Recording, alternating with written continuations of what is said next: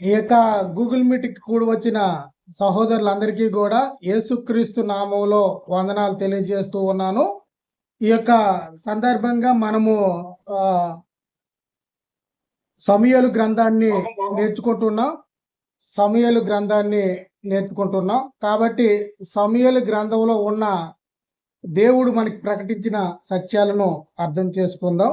కాబట్టి పాత నిబంధనలో ఒక క్రమాన్ని దేవుడు ఎట్లాగా స్థిరపరిచాడు అనే విషయాన్ని కూడా మనం చూసుకుందాం. అయితే 7వ అధ్యాయం దాకా మందసం ఎక్కడ ఉంది? ఇప్పుడు చెప్పుకున్నాం. మందసం ఎక్కడ ఉంది? ఇప్పుడు సిలువలో నుంచి యుద్ధ భూమిలోనికి మందసాన్ని తీసుకుని వచ్చారు. యుద్ధ భూమిలోనికి మందసాన్ని తీసుకుని వచ్చిన తర్వాత ఫిలిస్తీన్లు ఆ మందసాన్ని తీసుకొని వెళ్ళి వారి యొక్క అస్తోదిలో దాగోను గుడిలో పెట్టారు. దాగోను గుడిలో పెట్టిన తర్వాత దాగోను గుడిలో ఉన్న ఆ దేవత విగ్రహం ఏమైంది?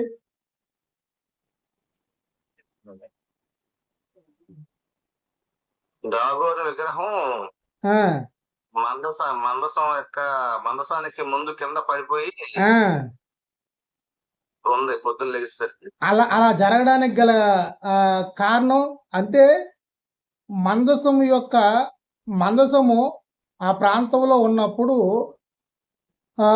దాగోను గుడిలో ఉన్నప్పుడు ఆ గుడిలో ఉన్న దేవత విగ్రహము ఒట్టిది, దానికి ఏ శక్తి లేదు, అది ఏమీ చేయలేదు అని చూపించడానికి దేవుడు ఈ యొక్క పద్ధతిని అనుసరించినట్లుగా మనకి కనబడుతుంది.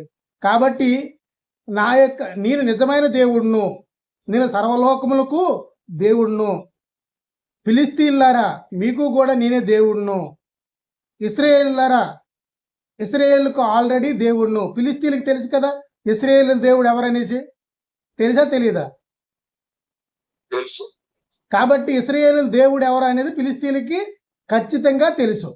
కాబట్టి అందుకే వాళ్ళు భయపడి ఏమన్నారు, బాబు ఇశ్రాయేలు దేవుని మందసము యుద్ధ భూమిలోకి వచ్చింది, కాబట్టి ఆ యొక్క మందసము వారి దేవుడే యుద్ధంలోనికి వచ్చి ఉన్నాడు, కాబట్టి మనల్ని ఇక రక్షించేవారు ఎవరు?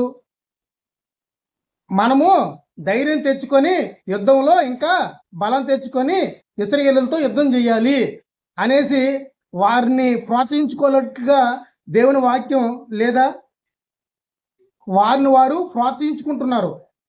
ఫిలిస్తీన్లారా దేవుని మందసం వచ్చింది యుద్ధ భూమిలోనికి, అంటే దేవుడే వచ్చి ఉన్నాడు, కాబట్టి వాళ్ళ దేవుడు ఐగుప్తికి ఏం చేశాడో తెలుసు, ఐగుప్తి దేశాన్ని సర్వనాశనం చేశాడు. కాబట్టి వారి హృదయాలు కఠినపరుచుకునేటట్లుగా మీ హృదయాలు ఎందుకు కఠినపరుచుకుంటున్నారు అనేసి ఇప్పుడు విగ్రహం ఉన్నప్పుడు ఈ యొక్క మందసము ఈ యొక్క ప్రాంతానికి వచ్చినప్పుడు కూడా వాళ్ళు అలాగే చెప్తున్నారు.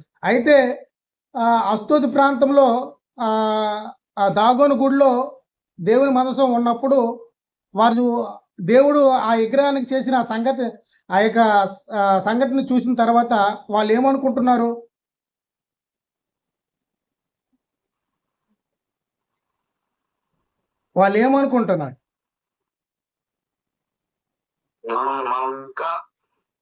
ఇంకా బలంగా యుద్ధం చేయాలి మనం. కాదు ఆల్రెడీ యుద్ధం చేశారు, అయిపోయింది, ఇశ్రాయేలు ఓడిపోయారు. ఓకేనా? ఇశ్రాయేలు ఓటమి కూడా జరిగిపోయింది. మందసము యుద్ధ భూమిలోకి వచ్చినా ఓడిపోయారు, మందసము సిలువలో ఉన్నప్పుడు ఈ యుద్ధానికి వెళ్ళినప్పుడు ఓడిపోయారు. 2 సార్లు కూడా యుద్ధంలో ఓడిపోయారు. ఓకేనా? ఫస్ట్ ఏమన్నారు? ఫస్ట్ ఓడిపోయిన తర్వాత మందసం మన దగ్గర లేదు కాబట్టి మనము ఓడిపోయాము, అంటే దేవుడు మనతో లేడు కాబట్టి మనం ఓడిపోయాము, కాబట్టి సిలువలో ఉన్న ఆ యొక్క పరిశుద్ధ గుడారం ఉన్న మనసాన్ని తీసుకొని రండి, మనం యుద్ధంలో గెలుస్తాం. అందుకే వాళ్ళు వెళ్ళి ఏం చేశారు? సిలువలో ఉన్న ఆ మనసాన్ని యుద్ధ భూమిలోనికి తీసుకువచ్చారు. వాళ్ళు పెద్ద కేకలు వేశారు. అప్పుడు పెద్ద కేకలు వేసిన తర్వాత ఆ కేకలను చూసి ఫిలిస్తీన్లు భయపడిపోతున్నారు. ఏంటి ఇంతకు ముందు ఎప్పుడు ఇలాంటి కేకలు ఇశ్రాయేలులో వినబడలేదే, ఇప్పుడు ఏంటి ఇంత ఘోరమైన కేకలు అంటే ఫిలిస్తీన్లు అంటారు. వాళ్ళ మందసము యుద్ధ భూమిలోనికి వచ్చింది, అంటే వాళ్ళ దేవుడే యుద్ధ భూమిలోనికి వచ్చి ఉన్నాడు. కాబట్టి ఫిలిస్తీన్లు ఈసారి ఇశ్రాయేలును జయించడం అనేది అసాధ్యమైన ప్రక్రియ. కాబట్టి దేవుడు వాళ్ళకు ముందుగా ఉంది వాళ్ళ యుద్ధాలను జరిగిస్తూ ఉన్నాడు. కాబట్టి వాళ్ళ దేవుడు యుద్ధ భూమిలో అడుగు పెడితే ఇంకా ఎవరు కూడా మిగలరు అనేసి ఫిలిస్తీయులు భయపడే సందర్భాలు కూడా మనం చూస్తాం. కాబట్టి వాళ్ళు భయపడి ఏమంటున్నారంటే ఫిలిస్తీన్లారా ఫిలిస్తీన్లకు బలపరుచుకుంటూ ఫిలిస్తీన్లారా 4వ అధ్యాయము 9వ వచనం చూడండి. ఫిలిస్తీన్లారా ధైర్యం తెచ్చుకొని వారు మీకు దాసులైనట్లు మీరు హెబ్రీయులకు దాసులు కాకుండా బలాఢ్యులై యుద్ధం చేయండి అని చెప్పిరి. ఫిలిస్తీన్లు యుద్ధం చేయగా ఇశ్రాయేలీయులు ఓడిపోయారు. కాబట్టి ఓడిపోయిన తర్వాత మందసాన్ని ఎక్కడ తీసుకుని వెళ్ళిపోయారు? ఇశ్రాయేలీయులు ఓడిపోతే మందసము పట్టబడింది. ఎన్నో వచనం 11వ వచనం చూడండి. మరియు దేవుని మందసము పట్టబడింది. అది కాక ఓపుని పినియాసులు కూడా ఏలీ కుమారులు ఇద్దరు యాజకులు కూడా చనిపోయారు అని ఇక్కడ చూస్తూ ఉన్నాం. కాబట్టి వాళ్ళు చనిపోయిన తర్వాత మందసాన్ని ఫిలిస్తీయులు తీసుకొని వెళ్ళి ఫిలిస్తీయులు దేవుని మందసము పట్టుకొని ఎబినేజర్ నుండి అస్తోదునకు తీసుకొని పోయి దాగోను గుడిలో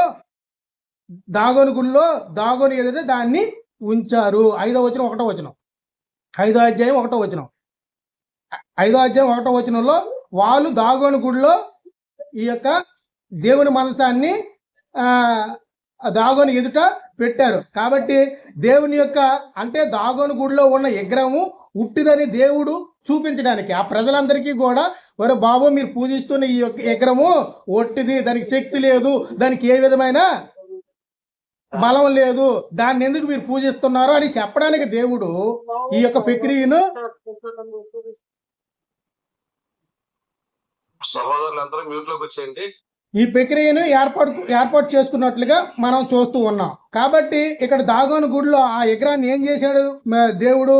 4వ వచనం చూడండి. ఆ మరనాడు వారు ఉదయాన్నే లేవగానే దాగోను యెహోవా మందసం ఎదుట నేలను బోర్ల పడి ఉండెను. ఓకేనా, పెట్టారు. మళ్ళీ మరుసటి తెల్లారి లెగ్గానే వచ్చి గుడిలో ఉన్న మనసు ఎలా ఉంది, వాళ్ళ దేవుడు ఇంకా బలాన్ని పుంజుకున్నాడా లేకపోతే ఇంకా అలాగే ఉన్నాడా అని చూసుకోవడానికి వస్తే దాగోని యొక్క పరిస్థితి ఏమైపోయింది? ఆ విగ్రహం పరిస్థితి నేలను పడింది.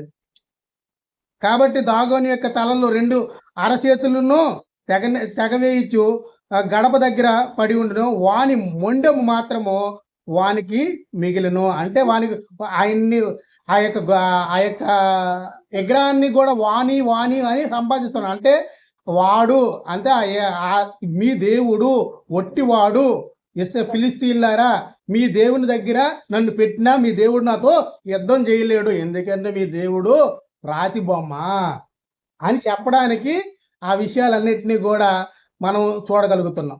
కాబట్టి ఇంకా మనం చూసుకుంటే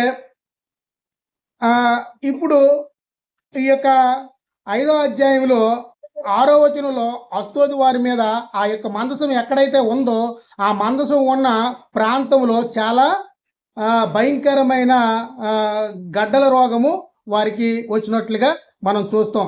ఆ గడ్డల రోగంతో దేవుడు వారిని మొత్తుతూ ఉన్నప్పుడు అస్తోదు వారికి సంబంధించిన విషయాలను వాళ్ళు చూస్తుంటే ఇశ్రాయేలు దేవుని మనసము మన దేవత మీద దాగోను మీదను భారంగా ఉన్నదంటే బాబు వాళ్ళ దేవుడు మనల్ని మొత్తుతున్నాడు, మనల్ని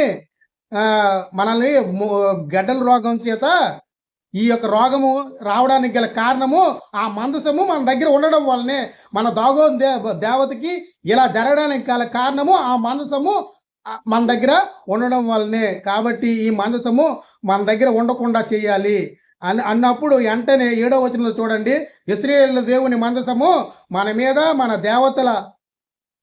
దేవత యొక్క దాగోని మీదను భారంగా ఉన్నది, ఆయన మందసం మన మధ్య ఉండుటియే దీనికి కారణం కదా. ఇప్పుడు ఈ యొక్క సమస్యకి కారణం ఎవరు? వాళ్ళు ఇప్పుడు వాళ్ళ యొక్క ప్రాంతంలో ఈ గడ్డల రోగము రావడానికి గల కారణం ఎవరు అంటే ఈ మందసమే, ఈ దేవుని మందసమే, ఈ ఇశ్రాయేలు దేవుని మందసమే కారణము. కాబట్టి ఈ మందసం మన దగ్గర ఉంటే ఇంకా ప్రమాదంలో పడతాము. కాబట్టి అది ఇక మన మధ్య ఉండకూడదని చెప్పుకొని, అది ఇక మన మధ్య ఉండకూడదు. మనమైతే వాళ్ళ యొక్క దేవుణ్ణి మనము జయించి తెచ్చుకున్నాము, మనం రెక్కలు గుద్దుకొని పైకి లేచినాం. కానీ ఇప్పుడు ఆ మందసం ఇక్కడ ఉండడం వలన మనకే ప్రమాదము. కాబట్టి ఈ యొక్క మందసము మన దగ్గర ఉండకూడదు. కాబట్టి ఈ మందసాన్ని ఎక్కడ పంపిద్దాము అనేసి ఆలోచించినప్పుడు ఫిలిస్తీన్ సర్దారులు ఎంతమంది?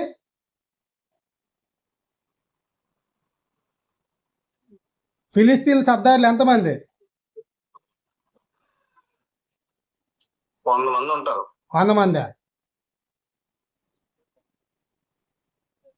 ఫిలిస్తీన్ సర్దారులు 5 కదండి.